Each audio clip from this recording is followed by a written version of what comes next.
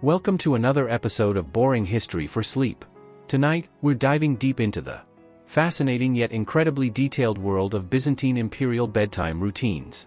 Close your eyes, get comfortable, and let me take you on a journey through the most elaborate sleeping preparations in human history. Introduction to Byzantine sleep culture. In the great city of Constantinople, where the Bosphorus meets the Golden Horn, the Byzantine Empire ruled for over 1,000 years. From 330 to 1453 CE, this continuation of the Roman Empire developed some of the most intricate court ceremonies the world has ever known. And nowhere were these ceremonies more elaborate than in the preparation for sleep. The Byzantine emperor was not merely a political ruler. He was considered the earthly representative of Christ, chosen by God to rule over the Christian world. This divine status meant that every aspect of his life, including sleep, required careful ritual and ceremony. The emperor could not simply walk into his bedroom, change clothes, and lie down. Oh no! That would be far too simple for the heir of Caesar and the representative of the heavenly king. Let us begin with the physical spaces where these elaborate routines took place. The Great Palace of Constantinople was a sprawling complex of buildings, courtyards, and chambers that covered roughly 100 acres. Within this maze of imperial luxury, the emperor's private quarters occupied a special section known as the Sacred Palace or the Inner Palace. The imperial bedchamber architecture. The emperor's bedchamber was located in the most secure part of the palace complex, accessible only through a series of antechambers and guarded passages. The room itself was a marvel of Byzantine architecture and decoration. The walls were covered in marble panels of the finest quality, often featuring intricate geometric patterns and religious motifs carved by master craftsmen. The ceiling soared high overhead, painted with religious scenes and decorated with gold leaf that caught and reflected the light from dozens of hanging oil lamps. These lamps were not ordinary fixtures but works of art in themselves, crafted from silver and bronze, often shaped like doves or other Christian symbols. The soft, flickering light they provided was considered essential for creating the proper atmosphere for imperial rest. The floor of the bedchamber was covered with carpets and rugs imported from across the empire and beyond. Persian carpets with intricate floral patterns lay alongside silk rugs from the Far East. These were not merely decorative but served practical purposes as well. The stone floors of the palace could be cold, especially during the winter months, and the thick carpets provided both warmth and a soft surface for the many servants who would kneel during the bedtime ceremonies. At the center of this magnificent room stood the imperial bed itself. This was no ordinary sleeping arrangement but a massive construction that resembled a small building more than a piece of furniture. The bed frame was made from the finest woods available to the empire, often cedar from Lebanon or oak from the Balkans. These woods were chosen not only for their beauty and durability but also for their symbolic significance in Christian theology. The bed was raised several feet off the ground on a platform, emphasizing the elevated status of the emperor even in sleep. The mattress was stuffed with the finest materials available, including silk, down from specially raised birds, and aromatic herbs that were believed to promote restful sleep and ward off illness. Multiple layers of silk sheets, each worth more than most people earned in a lifetime, covered this foundation. The evening preparation begins. As the sun began to set over the 7 hills of Constantinople, the elaborate process of preparing the emperor for sleep would begin. This was not a quick affair but could take several hours to complete properly. The process typically began around the 9th hour of the day in Byzantine reckoning, which would be approximately 3 o'clock in the afternoon by modern standards. The first step was the summoning of the imperial chamberlains.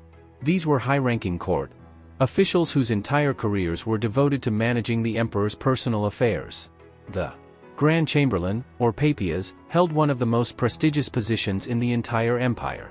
He was responsible for overseeing every aspect of the emperor's daily routine, but his most critical duties centered around the bedtime preparations. The Grand Chamberlain would first receive a detailed report from the palace guards about the security situation. Any unusual activities in the city, reports from spies throughout the empire, or concerns about potential threats were carefully reviewed. The emperor's safety during sleep was considered paramount, as history was filled with examples of rulers who met their end while vulnerable in their beds. Once security matters were addressed, the Grand Chamberlain would begin coordinating with the various specialists required for the bedtime routine. These included the imperial bath attendants, the wardrobe keepers, the incense burners, the food tasters, the religious advisors, and dozens of other servants, each with their own specific role to play. The sacred bath ritual. Before the emperor could even think about retiring to his bedchamber, he first had to undergo the sacred bath ritual. This was far more elaborate than any modern spa treatment and carried deep religious and symbolic significance. The imperial bathhouse was a separate building within the palace complex, designed specifically for this purpose. The bathhouse featured multiple pools of different temperatures, each infused with specific combinations of oils, herbs, and perfumes. The water for the emperor's bath was never ordinary water from the city's cisterns. Instead, it was specially purified water that had been blessed by the Patriarch of Constantinople and mixed with water from the Jordan River, which was imported at great expense for this very purpose. The temperature of each pool was carefully monitored by servants whose only job was to maintain the precise heat levels required by centuries-old tradition. The first pool was lukewarm, designed to ease the emperor's body into the bathing process. The second pool was quite hot, intended to open the pores and cleanse the skin thoroughly. The third and final pool was cooler, meant to close the pores and prepare the skin for the application of the special sleeping oils. As the emperor moved through each pool, servants would gently wash his body using sponges imported from the Mediterranean islands. These sponges were soaked in specially prepared solutions containing rosewater, lavender oil, and various herbs believed to have calming properties. The emperor's hair was washed with a mixture that included egg whites, honey, and aromatic oils from distant lands. The bathing process was accompanied by the soft chanting of religious hymns. A small choir of specially trained singers would perform ancient Byzantine chants that were believed to purify not only the body but also the soul. These songs were passed down through generations of palace servants and were considered so sacred that they were never sung outside the imperial bathhouse. The anointing with sacred oils. After completing the bathing ritual, the emperor would be carefully dried with towels made from the finest linen available in the empire. These towels were woven by master craftsmen and were used only once before being given to the poor as acts of imperial charity. The process of drying was performed with great ceremony, with each towel being applied according to specific traditions that dictated the order and manner in which different parts of the body were to be attended to. Once completely dry, the emperor would undergo the anointing with sacred oils. This ritual had its roots in the Old Testament traditions of anointing kings and was considered one of the most important aspects of maintaining the emperor's divine status. The oils used were not common substances but rare and expensive materials gathered from across the known world. The primary oil was made from olives grown in the Holy Land, specifically from trees that were said to be descendants of those present during the time of Christ. This oil was mixed with frankincense from Arabia, myrrh from Africa, and various other aromatic substances that had been blessed by religious authorities throughout the empire. The application of these oils followed a specific pattern that had been established by the first Christian emperors and was considered inviolable. The Grand Chamberlain himself would perform this ritual, as it was considered too sacred to be delegated to lesser servants. Beginning with the emperor's forehead, where a small cross would be traced in oil, the process would continue methodically across the entire body. Each application was accompanied by specific prayers and invocations. As oil was applied to the emperor's hands, prayers were offered for wisdom in governance. When the feet were anointed, prayers were said for guidance in leading the empire down the righteous path. The entire process could take more than an hour to complete properly. The ceremonial robing for sleep. After the anointing ceremony was complete, the emperor would be dressed in his sleeping garments. These were not simple nightclothes but elaborate ceremonial robes that reflected his imperial status even in sleep. The process of dressing the emperor was as complex and ritualized as every other aspect of the bedtime routine. The first layer consisted of an undergarment made from the finest silk available in the empire. This silk was often imported from distant China at enormous expense, traveling along the silk road through dangerous territories and across treacherous seas. The silk was specially treated with various substances believed to promote health and well-being during sleep. Over this base layer, the emperor would don a sleeping robe that was itself a work of art. These Robes were typically made from silk brocade, woven with threads of gold and silver to create intricate patterns. The designs often featured religious symbols, imperial eagles, and scenes from Christian scripture. The colors used were deeply symbolic, with purple representing imperial dignity and gold representing divine authority. The emperor's sleeping crown was perhaps the most unusual aspect of his nighttime attire. While much lighter and more comfortable than the heavy ceremonial crowns worn during state functions, the sleeping crown was still an impressive piece of craftsmanship. Made from gold and adorned with precious stones, it served to remind all who saw the sleeping emperor that his authority continued even in slumber. Special sleeping shoes completed the outfit. These were made from silk and leather, designed to be comfortable for someone who might need to walk around the bedchamber during the night. Even these simple items were decorated with gold embroidery and precious gems, as nothing associated with the emperor could be allowed to appear ordinary or common. The blessing of the imperial bed. Before the emperor could lie down, his bed had to be blessed by religious authorities. This ceremony was considered essential for ensuring not only the emperor's physical safety during sleep but also his spiritual protection from the forces of evil that were believed to be particularly active during the hours of darkness. The blessing ceremony was typically performed by the Grand Domestic of the schools, a high-ranking court official who combined religious duties with administrative responsibilities. Sometimes, depending on the emperor's personal preferences or special circumstances, the Patriarch of Constantinople himself might perform the blessing. The ceremony began with the burning of incense around the entire bed. Special incense holders, made from gold and silver, were carried around the bed in a precise pattern while religious chants were performed. The incense used was not ordinary church incense but special blends that included frankincense, myrrh, and other aromatic substances that were believed to have protective properties. Holy water was then sprinkled on the bed linens, the pillows, and the surrounding area. This water had been specially blessed at the Hagia Sophia, the great cathedral of the empire, and was considered to have powerful protective properties. The sprinkling was done with a specially designed aspergillum made from gold and adorned with religious symbols. Specific prayers were recited over each part of the sleeping arrangement. The mattress received prayers for physical comfort and freedom from illness. The pillows were blessed with prayers for peaceful dreams and divine guidance. The sheets received prayers for protection from nightmares and evil influences. Even the bed frame itself was blessed with prayers for stability and security. The food and drink ceremony. No imperial bedtime routine would be complete without the proper food and drink ceremony. The emperor's evening meal was not taken in the great dining halls of the palace but in a special chamber adjacent to the bedchamber. This meal was designed not for sustenance alone, but as preparation for restful sleep. The evening meal was always light, consisting of foods that were believed to promote good sleep and pleasant dreams. Honey cakes made with flour from specially blessed wheat were a common feature. These cakes were often flavored with rosewater and contained herbs like chamomile and lavender that were known for their calming properties. Fresh fruits played an important role in the imperial bedtime meal. Grapes from the emperor's private vineyards were served alongside figs, dates, and other fruits that were believed to have soporific qualities. These fruits were often preserved in honey or syrup and flavored with exotic spices imported from distant lands. The emperor's bedtime drink was perhaps the most elaborate aspect of the evening meal.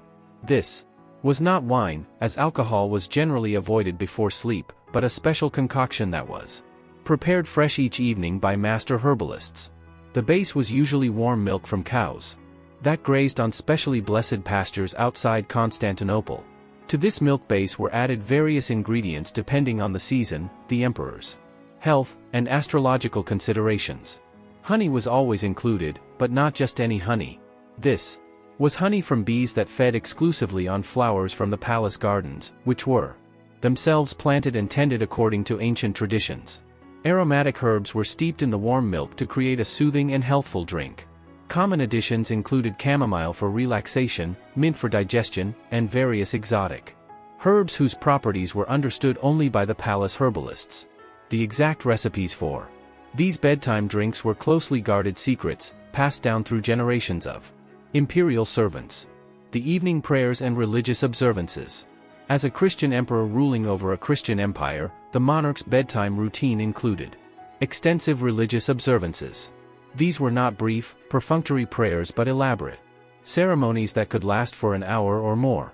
The emperor was expected to demonstrate his piety and his reliance on divine protection through these nightly rituals.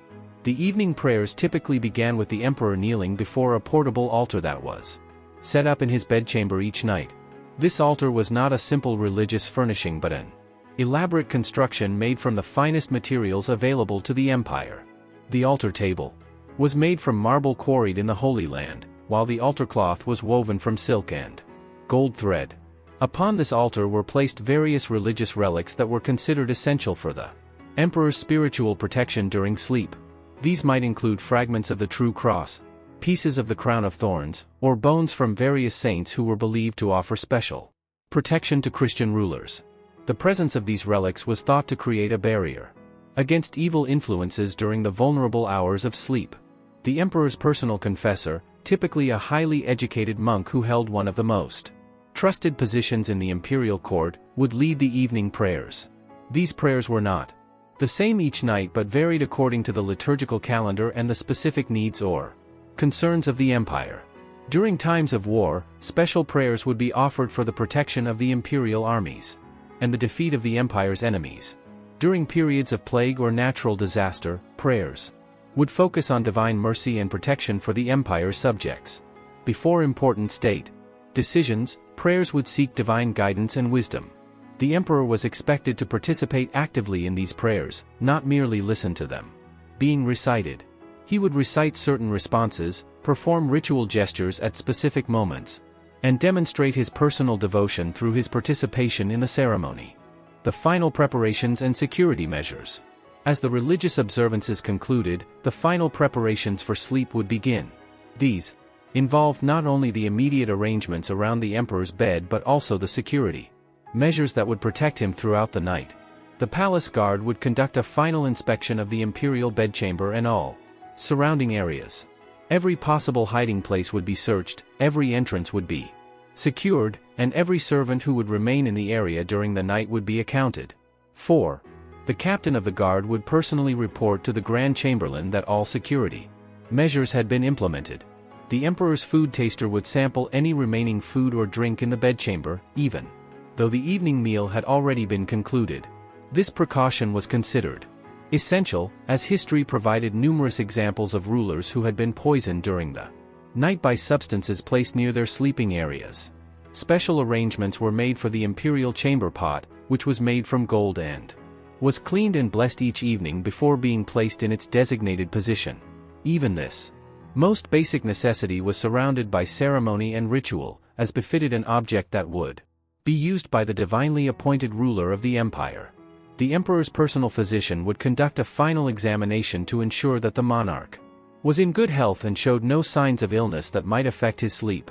This examination included checking the emperor's pulse, observing his breathing, and asking about any physical discomfort or concerns.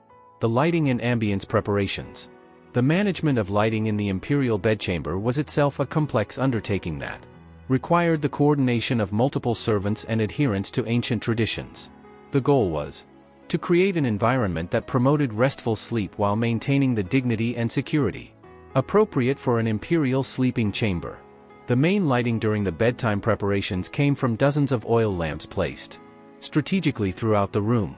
These lamps burned specially prepared oil that had been blessed by religious authorities and mixed with aromatic substances that were believed to promote peaceful sleep and ward off evil influences. As the actual time for sleep approached, most of these lamps would be extinguished according to a specific schedule and pattern. However, several lamps were always kept burning throughout the night. These remaining lights served both practical and symbolic purposes. Practically, they provided enough illumination for the emperor to move safely around his chamber if necessary and allowed the guards to maintain visual contact with the sleeping monarch. Symbolically, the continuously burning lamps represented the eternal nature of imperial authority and the divine light that was believed to protect the Christian emperor even in sleep. The oil for these lamps was specially prepared and was never allowed to burn out completely. Servants, whose only duty was to maintain these lamps, would work in shifts throughout the night to ensure that they never failed. The positioning of the lamps was also carefully planned. They were arranged so that their light would not shine directly on the emperor's face, which might disturb his sleep, but would provide adequate illumination of the surrounding areas where potential threats might originate. The servants' nighttime duties. Even after the emperor had retired to his bed, the elaborate system of servants and attendants continued to function throughout the night. These individuals had specific duties and responsibilities that ensured the emperor's comfort, safety, and dignity even while he slept.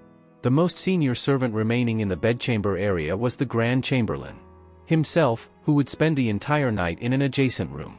He was responsible for coordinating all nighttime activities and for responding to any needs or emergencies that might arise. The Grand Chamberlain's quarters for these vigils were comfortable but simple, as his attention needed to remain focused on his duties rather than his own comfort. Several guards were positioned at strategic locations around the imperial sleeping area. These were not ordinary palace guards but specially selected individuals who had demonstrated absolute loyalty and reliability. They were required to remain awake and alert throughout the entire night, and their positions were arranged so that they could observe all possible approaches to the emperor's bed. A servant whose sole responsibility was to monitor the emperor's breathing and sleep patterns would remain in the bedchamber itself throughout the night. This individual was trained to recognize signs of illness, distress, or other problems that might affect the emperor's health or security. This servant would remain motionless and silent unless his intervention became necessary.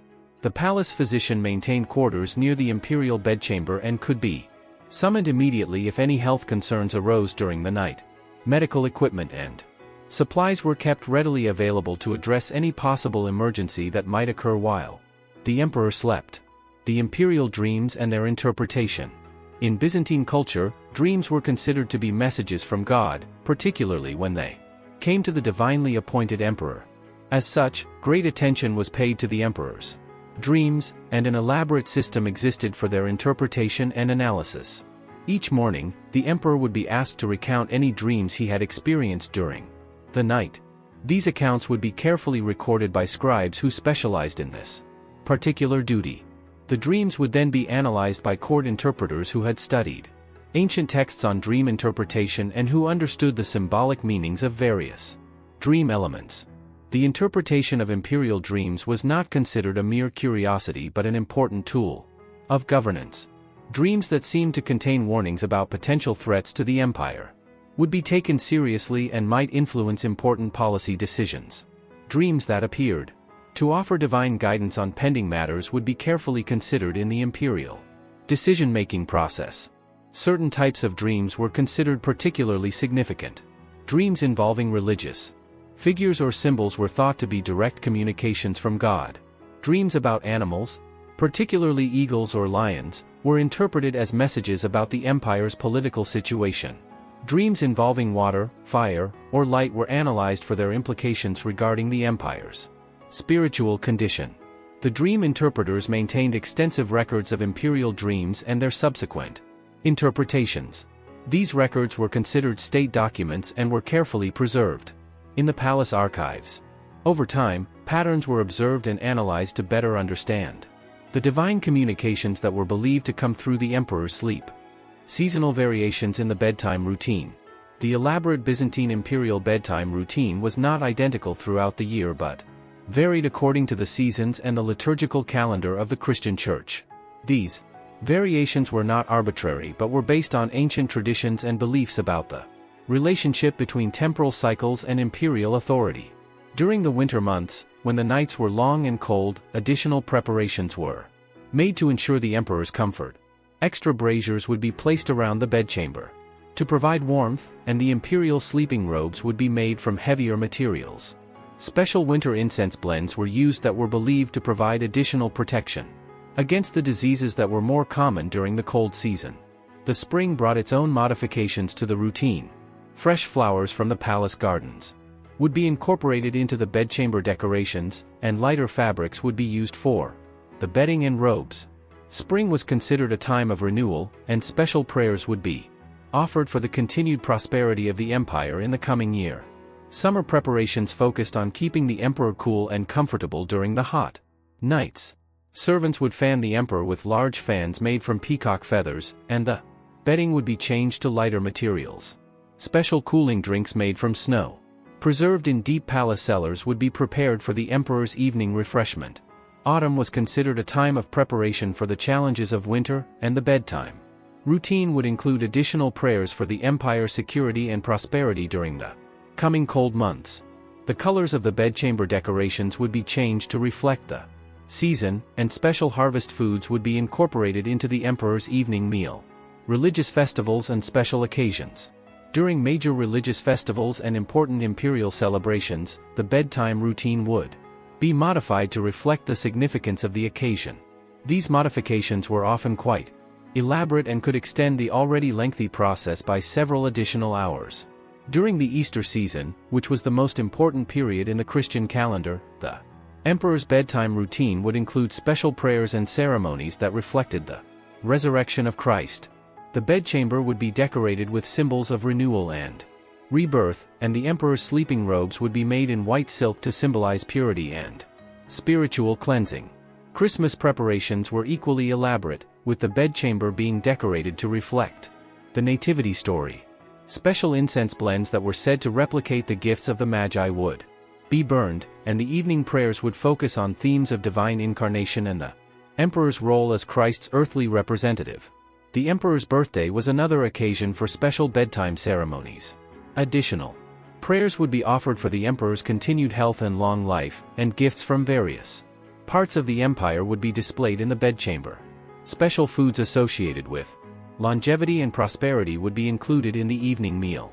Anniversary dates marking important events in the empire's history would also be reflected in the bedtime routine. The anniversary of the founding of Constantinople, victories in important battles, or the consecration of major churches would all be commemorated with special prayers and ceremonies. The role of astrology in sleep preparations. Byzantine culture placed considerable importance on astrology, and this influence extended to the imperial bedtime routine. Court astrologers would be consulted to determine the most auspicious arrangements for the emperor's sleep based on the positions of the stars and planets. The timing of various elements of the bedtime routine might be adjusted based on astrological considerations. If the astrologers determined that certain planetary alignments made the emperor more vulnerable to specific threats, additional protective measures would be implemented. If the stars suggested that the emperor was likely to receive important divine messages through his dreams, special preparations would be made to ensure that these communications would be received clearly. The colors of the emperor's sleeping robes and bedchamber decorations were sometimes chosen based on astrological advice. Different colors were associated with different planets and were believed to influence the emperor's sleep and dreams in various ways. Blue might be chosen to promote peaceful sleep under the influence of Venus, while red might be selected to enhance the emperor's strength and courage under the influence of Mars. Certain herbs and incense blends used in the bedtime routine were selected based on their astrological properties. Plants that were associated with beneficial planets would be emphasized, while those connected to malevolent influences would be avoided. The palace. Herbalists maintained extensive knowledge of these associations and would adjust their preparations accordingly. The positioning of various objects in the bedchamber, including furniture, religious items, and decorative elements, might also be influenced by astrological considerations. The goal was to create an environment that would maximize the positive influences of beneficial celestial bodies, while minimizing the negative effects of harmful planetary alignments. Medical considerations in imperial sleep. The Byzantine Empire was heir to both Roman medical traditions and Greek scientific knowledge, and this expertise was applied to ensuring the emperor's health during sleep. The imperial physicians understood that quality sleep was essential for the emperor's physical and mental well-being, and they developed elaborate systems to promote restful and healthful slumber. The emperor's mattress and pillows were designed based on medical principles that were advanced for their time. The physicians understood the importance of proper spinal alignment during sleep and would adjust the bedding to provide appropriate support for the emperor's body. Different stuffing materials were used in different seasons to address varying health concerns. The temperature and humidity of the bedchamber were carefully controlled based on medical theories about the balance of bodily humors. Servants would monitor these conditions throughout the night and make adjustments as necessary to maintain the optimal environment. For healthful sleep, special attention was paid to the emperor's diet in the hours before sleep. The physicians understood that certain foods could interfere with rest, while others could promote peaceful slumber. The evening meals were planned not only for their symbolic and ceremonial significance but also for their medical benefits. The imperial physicians maintained detailed records of the emperor's sleep patterns, noting the duration and quality of his rest each night. These records were analyzed to identify trends that might indicate developing health problems or to evaluate the effectiveness of various treatments or modifications to the bedtime routine. If the emperor showed signs of sleep difficulties, the physicians would implement various treatments that were considered advanced for their time. These might include adjustments to diet, changes in the bedchamber environment, or the use of herbal remedies that were believed to promote better sleep. The economic impact of imperial sleep. The elaborate Byzantine imperial bedtime routine represented an enormous economic undertaking that involved hundreds of people and vast financial resources. The cost of maintaining these traditions was considered a necessary expense of imperial dignity, but it also had significant economic implications for the empire as a whole. The silk industry of the Byzantine Empire was largely driven by the demands of the imperial court, including the enormous quantities of silk required for the emperor's sleeping arrangements. Entire workshops were dedicated to producing the specialized fabrics needed for imperial bedding, robes, and chamber decorations. The importation of exotic spices, herbs, and aromatic substances for the bedtime routine created extensive trade networks that connected the Byzantine Empire with regions as distant as India, China, and East Africa. These trade relationships had important diplomatic and economic implications that extended far beyond their role in the emperor's sleep preparations. The goldsmith and jewelry industries were similarly influenced by the demands of imperial ceremonials. The creation and maintenance of the various gold and silver objects used in the bedtime routine provided employment for numerous skilled craftsmen and supported entire guilds of specialized artisans. The agricultural economy of the empire was also affected by the imperial sleep requirements. Special crops were grown to provide the foods and herbs needed for the emperor's evening meals and bedtime preparations. Entire farms were dedicated to raising the animals whose products were used in imperial bedding and clothing. The employment provided by the imperial bedtime routine extended throughout Byzantine society. From the highest court officials to the humblest servants, hundreds of people depended on these elaborate traditions for their livelihoods. The skills and knowledge required to maintain these traditions were passed down through generations, creating specialized professions that existed nowhere else in the world. Comparisons with other royal sleep traditions. While the Byzantine imperial bedtime routine was extraordinarily elaborate, it was not unique in its complexity. Royal courts throughout history have developed intricate sleep preparations, though few matched the Byzantines in their attention to detail and religious significance. The Persian Sassanid kings, who ruled before the Islamic conquest, had their own elaborate sleep rituals that influenced Byzantine practices.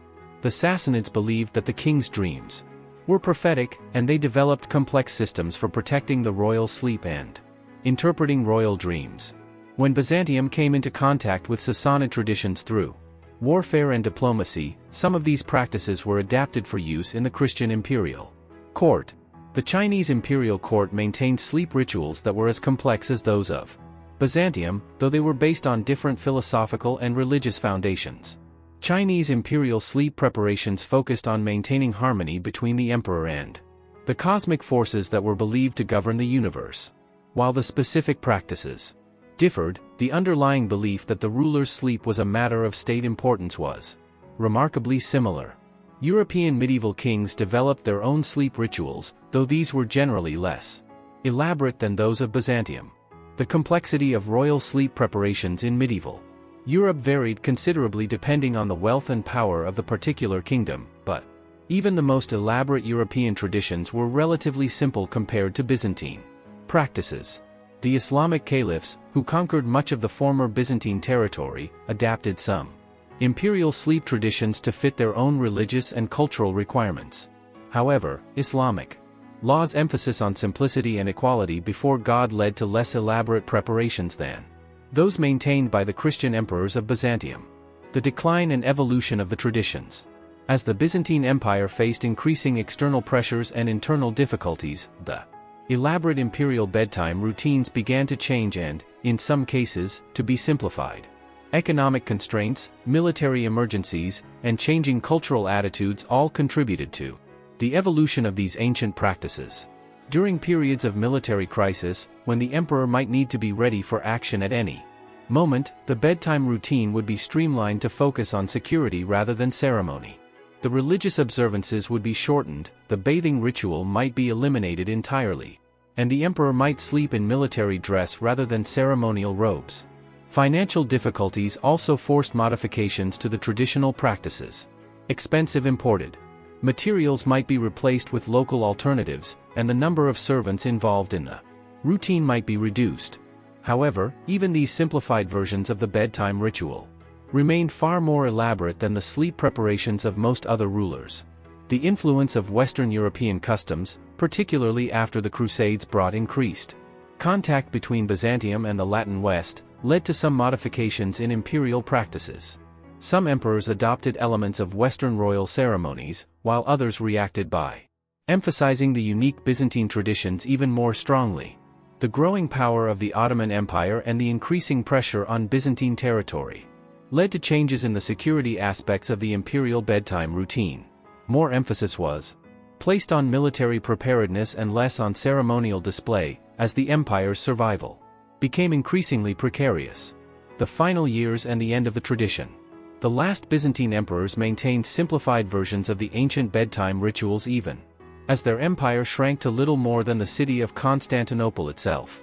These final emperors understood that maintaining imperial dignity through ceremony was one of the few ways they could assert their continued legitimacy and authority. Constantine XI Palaiologos, the last Byzantine emperor, reportedly maintained a modified version of the imperial bedtime routine even during the final siege of Constantinople in 1453. Despite the desperate military situation and the limited resources available, the emperor continued to observe at least some of the traditional sleep preparations as a way of demonstrating his faith in divine protection and his commitment to imperial tradition. The fall of Constantinople to the Ottoman Empire in 1453 marked the end of the Byzantine imperial bedtime routines that had been maintained for over 1,000 years. The Ottoman Sultan Mehmed II, who conquered the city, was reportedly fascinated by the elaborate Byzantine court ceremonies and incorporated some elements into his own imperial practices. Some of the knowledge and traditions associated with the Byzantine imperial bedtime routine survived the fall of the empire. Former Byzantine courtiers who fled to Western Europe brought with them detailed knowledge of these practices, and some elements were adopted by other European royal courts. Legacy and influence on later royal traditions. The influence of Byzantine imperial sleep traditions extended far beyond the fall of Constantinople. The elaborate ceremonials developed by the Byzantine court served as models for royal courts throughout Europe and beyond, and elements of these traditions can be traced in royal practices that continued for centuries after the empire's fall. The Russian Tsars, who claimed to be the inheritors of Byzantine imperial authority, adopted many elements of Byzantine court ceremony, including some aspects of the elaborate sleep preparations. The Tsarist court maintained versions of these traditions until the Russian Revolution in 1917, making them among the longest surviving elements of Byzantine imperial culture. The Ottoman Empire, despite being the conqueror of Byzantium, incorporated many Byzantine ceremonial practices into their own court traditions. The Ottoman Sultan's sleep preparations, while modified to conform to Islamic law and Turkish customs, retained many of the elaborate elements that had characterized the Byzantine imperial routine. European royal courts during the Renaissance and early modern periods often looked to Byzantine traditions as models for their own ceremonial practices. The court of Louis XIV at Versailles, which was famous for its elaborate rituals surrounding the king's daily activities, showed clear influences from Byzantine imperial traditions. Even in the modern era, some elements of the elaborate sleep preparations pioneered by the Byzantine emperors can be seen in the protocols surrounding important political leaders. The security measures, the attention to ceremonial detail, and the understanding that a leader's private activities have public significance all reflect principles that were first fully developed in the Byzantine imperial court. The symbolic meaning of imperial sleep.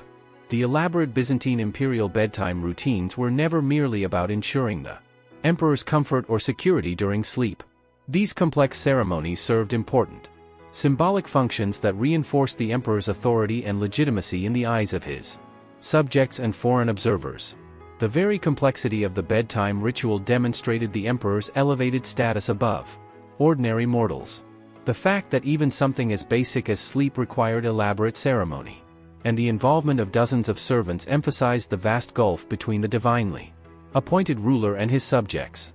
The religious elements of the bedtime routine served to reinforce the emperor's claim to rule by divine right. The prayers, blessings, and religious ceremonies that surrounded imperial sleep demonstrated the emperor's special relationship with God and his role as the earthly representative of divine authority. The economic resources devoted to the imperial bedtime preparations served as displays of the empire's wealth and power. Foreign ambassadors and visitors who observed or heard about these elaborate rituals would carry back to their own countries reports of Byzantine magnificence that enhanced the empire's reputation and diplomatic position. The preservation of ancient traditions in the bedtime routine connected each emperor to the long line of his predecessors and emphasized the continuity of imperial authority. By maintaining practices that had been established centuries earlier, each emperor demonstrated his legitimacy as the heir to the Roman Empire and the guardian of Christian civilization. The daily rhythm of imperial life. The elaborate bedtime routine was just one part of a daily cycle of imperial activities that was governed by ancient traditions and ceremonial requirements. Understanding the bedtime preparations requires an appreciation of how they fit into the larger pattern of imperial life. The emperor's day typically began before dawn with elaborate morning ceremonies that were as complex as the evening preparations for sleep. The entire day was structured around ceremonial obligations, state business, and religious observances that left little time for spontaneous or private activities. The bedtime routine served as the culmination of each day's imperial activities and as preparation for the challenges of the following day.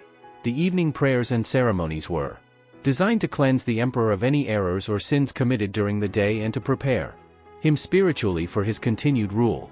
The cyclical nature of the daily imperial routine reflected Byzantine beliefs about time, authority, and the cosmic order. Each day's activities, from morning rising to evening retirement, were seen as part of a larger pattern that connected the emperor's personal life to the destiny of the empire and the will of God. The regularity and predictability of the imperial daily routine, including the bedtime preparations, provided stability and continuity in a world that was often chaotic and dangerous. The preservation of these traditions represented a commitment to order and civilization that was central to Byzantine imperial ideology. Conclusion: sleep as statecraft. As we reach the end of our journey through the elaborate world of Byzantine imperial bedtime routines, it's worth reflecting on what these complex ceremonies tell us about power, authority, and the nature of rulership in the medieval world. The Byzantine emperors understood something that modern political leaders often forget, that every aspect of a ruler's life is inherently political and that private activities can have profound public significance.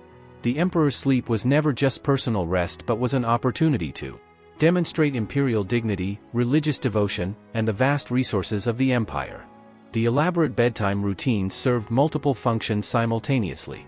They provided practical security for the emperor during his most vulnerable hours. They reinforced his religious authority through extensive prayer and ceremony. They demonstrated the empire's wealth and sophistication through the use of expensive materials and complex procedures. And they connected each emperor to the long tradition of imperial rule that stretched back to Constantine the Great and beyond. Perhaps most importantly, these bedtime rituals remind us that the exercise of power in the pre-modern world was as much about symbol and ceremony as it was about practical governance. The Byzantine emperors knew that maintaining their authority required constant attention to the symbolic dimensions of rulership, and they were willing to devote enormous resources to ensuring that even their sleep reflected their exalted status. In our modern world, where political leaders often strive to appear ordinary and accessible, the elaborate Byzantine imperial bedtime routines may seem excessive or even ridiculous.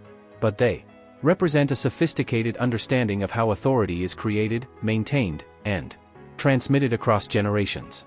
The emperors who participated in these nightly ceremonies were not merely indulging in personal luxury but were fulfilling their obligations as the guardians of an empire and a civilization. As you drift off to sleep tonight, perhaps you can imagine the flickering oil lamps of the imperial bedchamber, the soft chanting of religious hymns, and the careful attention of devoted servants, ensuring that the representative of God on earth could rest peacefully in the knowledge that he had fulfilled his ceremonial obligations and prepared himself for another day of imperial rule.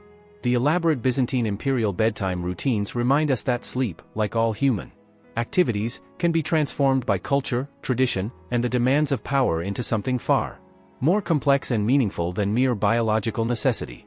In the hands of the Byzantine court, even the simple act of going to bed became a statement about authority, divinity, and the eternal nature of imperial rule. And with that thought, as the last oil lamp burns low in the imperial bedchamber and the final prayers fade into silence, we too can rest, secure in the knowledge that we have explored one of history's most fascinating and elaborate traditions. Sweet dreams, and may your own sleep, however simple, be peaceful and restorative.